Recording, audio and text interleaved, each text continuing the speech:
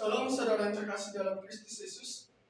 Semua orang suka dengan hal-hal baru karena manusia cenderung mudah bosan dengan hal-hal lama atau hal yang sudah buruk. Nah, orang menyukai hal-hal yang baru, maka selalu berusaha untuk memperoleh hal-hal yang baru. Misalnya pengetahuan baru, kabar baru, atau informasi baru, bahkan juga barang-barang baru dan lain sebagainya. Saat ini saya akan berbicara tentang firman Tuhan berbicara tentang hidup baru, yang hidup baru dalam Kristus. Nah, kata hidup baru, arti hidup baru ialah percaya kepada Tuhan Yesus sebagai Tuhan dan Juru Selamatnya dan bertobat meninggalkan kehidupan yang lama dan kini hidup di dalam Tuhan.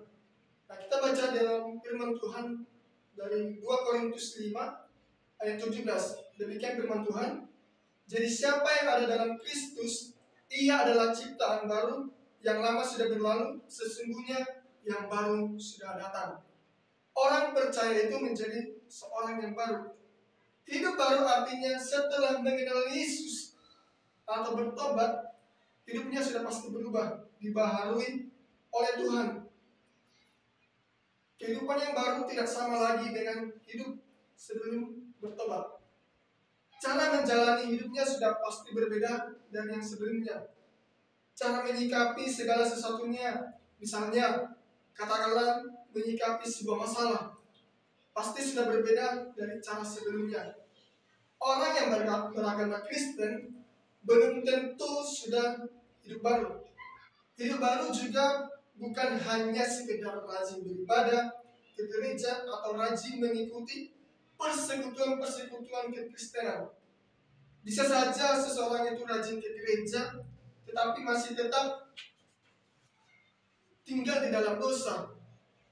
Di gereja baik dan ramah, tetapi setelah pulang dari gereja, dia kembali melakukan hal-hal buruk atau kehidupan dia yang lama. Masih melakukan hal-hal yang bertentangan dengan firman Tuhan. Misalnya masih suka gonta-ganti pasangan atau pacar, suka poya-poya, bermalas-malasan, masih suka menjudi, seperti yang sedang marak sekarang ini, yaitu judi online. Dia menghabiskan waktunya dengan game online, suka mabuk, suka menyakiti sesamanya, suka menipu orang, atau masih menyimpan rasa benci atau dendam terhadap sesamanya.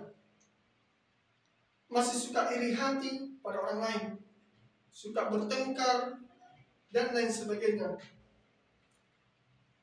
Tetapi orang yang sudah hidup baru tidak lagi melakukan semua hal yang saya katakan tadi. Sebab hidup artinya ialah meninggalkan manusia lama dengan meninggalkan kehidupan yang lama dibaharui oleh Roh Kudus di dalam pikiran atau berada pada posisi firman Tuhan. Dan pikirannya telah diperbaharui oleh Tuhan. Mengenakan manusia baru dengan meninggalkan hal-hal yang bersifat daging. Meninggalkan manusia lama artinya meninggalkan perbuatan-perbuatan yang bertentangan dengan kehendak Allah. Meninggalkan sifat-sifat buruk, tidak lagi menuruti keinginan-keinginan daging, atau menuruti hawa nafsu yang membuat kita kepada kebinasaan, melainkan hidup dalam tuntunan Roh Kudus setiap hari. Keinginan daging yang dimaksud di sini ialah percabulan, kecemaran, hawa nafsu, penyembahan berhala, sihir, perseteruan, perselisihan, iri hati, amarah, kepentingan diri sendiri, pencideraan, roh pengecam, kedengkian, kemabukan, pesta pora. Semuanya itu adalah hal-hal yang bersifat daging. Seperti yang tertulis dalam Galatia 5 ayat 19 sampai 21. Dikatakan tadi, keinginan daging percabulan itu tidak menjaga kekudusan, seks, kecemaran, kemudian hawa nafsu, artinya dia tidak mengekang keinginannya atau memuaskan keinginan, seperti halnya mengkonsumsi makanan dan minuman yang berlebihan, atau lebih memilih dengan gadget atau menonton televisi daripada membaca firman Tuhan. Selanjutnya, penyembahan berhala. Maksudnya ialah mungkin tidak lagi ada menyembah patung atau Allah lain, tapi masih mempercayai kuasa-kuasa Allah lain, tapi masih mempercayai kuasa kegelapan, masih percaya apa kata dukun atau peramal, atau yang sering disebut dengan orang pintar. Mempercayai roh-roh nenek moyang, suka mendengar perkataan orang yang kerasukan. Selanjutnya disebutkan sihir. Sihir maksudnya di sini ialah percaya pada sihir seperti guna-guna atau jimat, atau sengaja mencelakai orang dengan menggunakan sihir atau dengan santet. Selanjutnya disebutkan iri hati. Iri hati maksudnya dia tidak senang melihat orang lain lebih maju daripada dirinya, atau lebih beruntung dari dirinya. Bahkan dia ingin menyaingi atau mengalahkannya. Selanjutnya disebut amarah. Nah, amarah maksudnya mudah marah atau tersinggung. Dan kalau marah, suka mengucapkan kata-kata buruk atau melakukan hal-hal buruk seperti membanting barang-barang di sekitarnya, atau juga dia memukul orang lain dan lain sebagainya. Selanjutnya disebut kepentingan diri sendiri. Maksud kepentingan diri sendiri di sini ialah mengutamakan kepentingan diri sendiri tanpa memikirkan orang lain, atau dengan kata lain, dia mengabaikan kepentingan umum atau kepentingan Tuhan. Nah, kemudian di sini ada pencideraan, pertembecan, kedengkian, kemabukan, dan pesta pora. Hidup baru juga artinya pola pikirnya baru atau sudut pandangnya sudah pasti baru. Dalam memandang berbagai hal, yaitu memandang sesuai dengan sudut pandang firman Tuhan. Misalnya, kalau terjadi sebuah masalah dalam hidupnya, dia tidak mudah kecewa atau putus asa dan tidak menyalahkan Tuhan atau menyalahkan orang lain atau bahkan menyalahkan keadaan. Melainkan di sini dia belajar introspeksi diri dan merendahkan diri di hadapan Tuhan dan meminta petunjuk kepada Tuhan atas persoalan yang dihadapinya. Dia berusaha mengetahui apa rencana Tuhan di balik semua persoalan yang terjadi di dalam dirinya.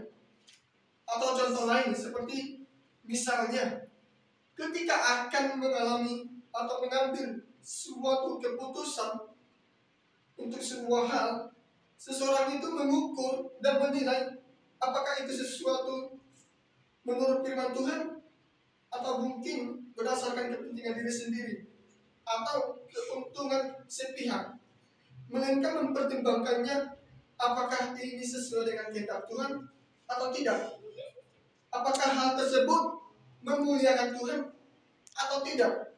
Demikian saudaraku.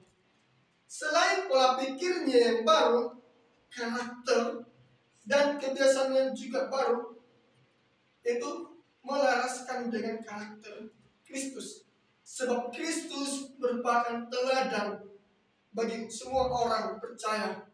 Bahkan ketika dia mengalami hidup baru, dia akan mengalami yang namanya semangat yang baru juga, yaitu semangatnya dengan antusias dalam menjalankan setiap tugas dan tanggung jawabnya, serta ada pengharapan dalam menjalani hidupnya. Nah, di sini saya akan menjelaskan bagaimana ciri-ciri manusia yang baru, yaitu yang pertama, memiliki pengenalan yang baru yang benar akan Allah dan kebenarannya, seperti dalam Yohanes 17 ayat 3.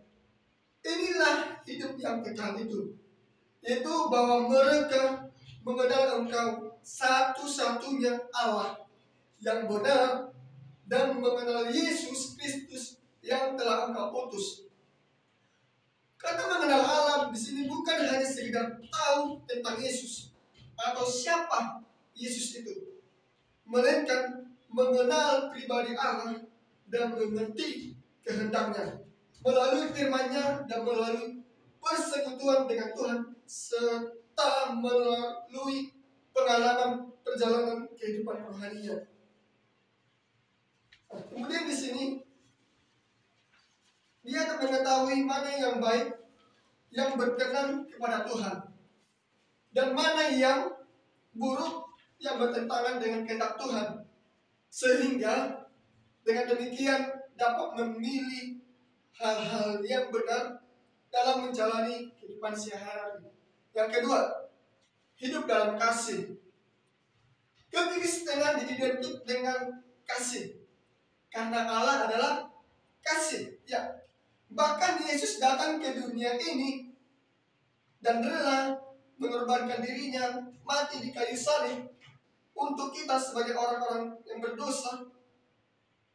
Ia mengasihi kita, maka orang Kristen harus hidup dalam kasih, sebagaimana Yesus telah mengasihi kita. Nah, kata kasih, orang Kristen seringkali menyalahartikan kasih ini. Nah, kasih itu bukan sekedar memberi. Kasih itu tidak sebatas memberi, namun kasih itu menyangkut hati atau perasaan sayang yang berasal dari dalam hati. Seperti yang tertulis dalam 1 Korintus 13 ayat 3 sampai 7. Di ayat yang ketiga dikatakan di sini, dan sekalipun aku membagi-bagikan segala sesuatu yang ada padaku, bahkan menyerahkan tubuhku untuk dibakar, tetapi jika aku tidak mempunyai kasih, sedikit pun tidak ada faedahnya bagiku. Di ayat keempat, kasih itu sabar, kasih itu murah hati, ia tidak cemburu, ia tidak memegahkan diri, dan tidak sombong. Ayat yang kelima dikatakan, ia tidak melakukan yang tidak sopan, dan tidak mencari keuntungan diri sendiri. Ia tidak pemarah, dan tidak menyimpan kesalahan orang lain. Kemudian di ayat ke-6, ia tidak bersuka cita karena ketidakadilan, tetapi ia bersuka cita karena kebenaran. Kemudian ayat ke-7 bisa dikatakan, ia menutupi segala sesuatu, percaya segala sesuatu, mengharapkan segala sesuatu, sabar menanggung segala sesuatu. Dari ayat yang telah kita dengar dengan jelas bahwa kasih itu bukan hanya sekedar membagi-bagikan sesuatu atau memberi, melainkan menyangkut hati yang mengasihi sesama berdasarkan kasih yang dari Tuhan, yaitu mampu kita mengampuni orang yang menyakiti kita, atau tidak menyimpan rasa dendam atau kepahitan dan benci terhadap sesama, tidak bersuka cita ketika melihat orang lain hidup susah, melainkan turut merasakan apa yang dirasakan oleh orang lain juga, yaitu senang ketika orang lain mengalami kebahagiaan dan sedih ketika orang lain mengalami kesusahan. Kasih itu juga mampu menerima orang lain dengan apa adanya, serta berbuat baik atau menolong orang lain dengan tulus tanpa ada maunya atau bukan karena unsur paksaan, melainkan karena berdasarkan kasih yang daripada Tuhan. Kemudian yang ketiga di sini dikatakan kita harus menjalani hidup dengan takut akan Tuhan. Takut akan Tuhan maksudnya di sini bukan berarti takut melihat Tuhan seperti hal melihat hantu. Bukan. Takut Tuhan artinya di sini ialah hormat dan kagum akan Tuhan serta taat kepada perintahnya Tuhan. Takut Tuhan juga artinya menyadari bahwa Tuhan membenci yang namanya dosa. Jadi menjalani hidup dengan takut akan Tuhan artinya mentaati perintahnya dan menjauhi larangannya di dalam kehidupan sehari-hari. Dalam berbicara dan dalam bertindak serta dalam Setiap mengambil keputusan, dia akan selalu ingat Tuhan. Apakah hal tersebut selaras dengan Tuhan atau tidak? Juga melibatkan Tuhan dalam setiap rencana dan tindakannya.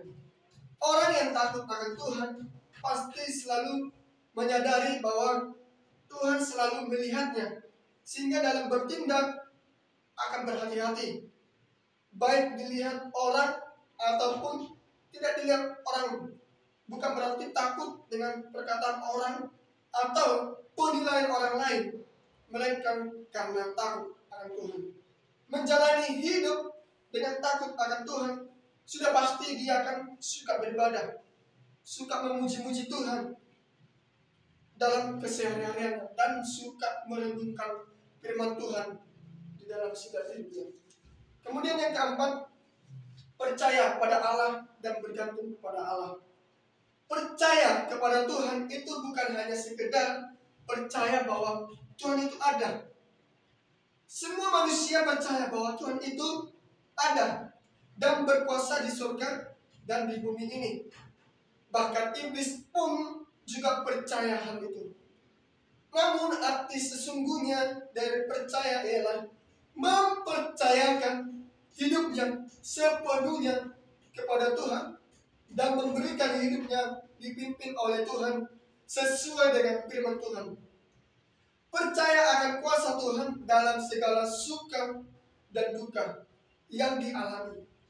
Percaya sepenuhnya kepada Tuhan artinya percaya dengan segenap hati kepada Tuhan di dalam segala keadaan, baik dalam keadaan baik maupun dalam keadaan kurang baik, tanpa ada keraguan di dalam dirinya atau hatinya, walaupun dalam keadaan tekanan sekalipun, serta hanya mau mempercayai Tuhan Yesus saja dalam hidupnya. Tidak mau percaya akan Allah lain. Orang yang hidup baru, dia menggantungkan harapannya kepada Allah. Tidak bergantung kepada keadaan, tidak bergantung pada perkataan-perkataan orang lain. Dalam segala persoalan, dia tetap menaruh kepercayaannya, mempertaruhkan hidupnya kepada Tuhan. Nah, kemudian di sini kita akan bahas bagaimana caranya agar kita bisa benar-benar hidup baru. Yang pertama di sini saya akan jelaskan, menerima Yesus sebagai Tuhan dan Juru Selamat secara pribadi dan tinggal dalam Kristus serta menjalin hubungan yang erat dengan Tuhan. Kata membangun hubungan dengan Tuhan lewat ibadah, doa, pujian, penyembahan, dan pembacaan firman Tuhan setiap hari secara konsisten dan kontinu. Sebab hanya dengan hubungan yang akrab dengan Tuhan yang dapat memperbaharui pikiran dan jiwa kita hari demi hari hingga menuju sempurna seperti Yesus.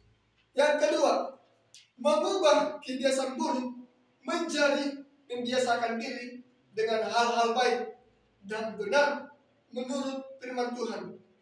Kebiasaan buruk yang sebelumnya diganti dengan hal-hal positif yang dapat bermanfaat bagi diri sendiri dan juga bagi orang lain.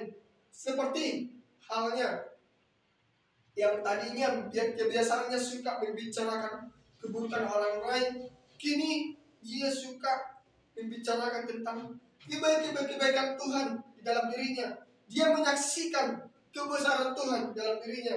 Contoh hal lainnya, yang tadinya kesukaannya main game di HP-nya, kini menggunakan HP-nya untuk belajar firman Tuhan, mendengar firman Tuhan dari HP, serta memberitakan Injil lewat HP tersebut.